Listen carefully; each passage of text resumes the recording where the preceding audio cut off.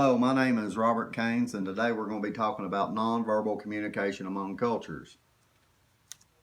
In some places, nonverbal communication isn't as noticeable or seems to be really all that important. But you look at the world of poker or business negotiations, you can see where nonverbal communication has its role. As technology has improved over the past few decades, the world has gotten smaller in a sense. On a more and more regular basis, we are exposed to different languages and cultures through music, videos, and television. We also see many more people from different parts of the world in our communities. A lot of times we think that if we don't speak the same language as someone, though, that there isn't a way for us to communicate. Through studying nonverbal communication and the different ways it is used in different cultures, we can help tear down the barrier a little bit.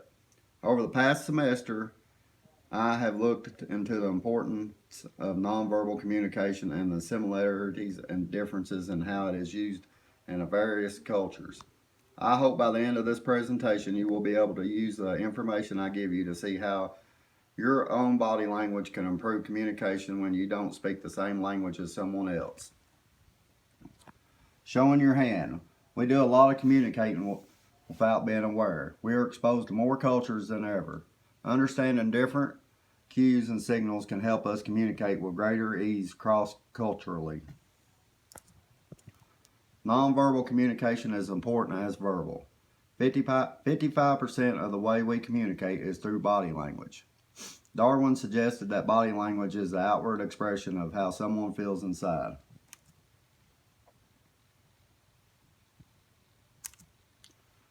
Emblems are types of gestures.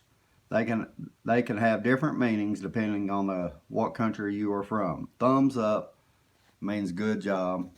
Okay, holding your finger to your thumb means okay in the U.S. In Japan, it is a sign for money. Brazil finds it offensive. Richard Nixon, he went down to Brazil and gave the okay sign, and he didn't know it was an offensive gesture, so it caused a lot of trouble. Emblems are types of gestures.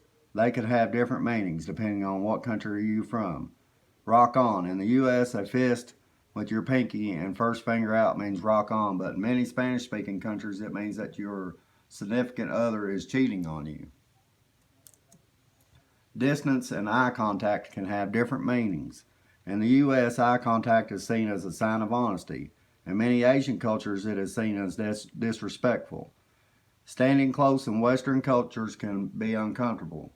Latin America and Asian cultures do not see standing close as intimate. Even different cultures understand body languages.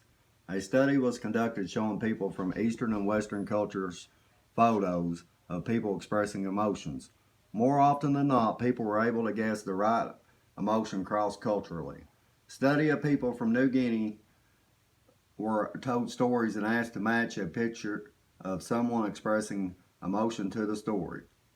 Much of the difference between nonverbal communication across cultures is based on how much people express emotions rather than how they express them. Drucker was quoted as saying, "The most important thing in communication is hearing what isn't said." Thinking back on what we have discussed, you can see now that watching for facial expressions, thinking about the closeness at which you stand, and even things that we take as universal signs can really not mean the same all around the world. Even through all those differences, though, somehow humans are able to see a little bit of themselves in one another, even if they are from different worlds apart, and still are able to have a little bit of understanding. Thank you.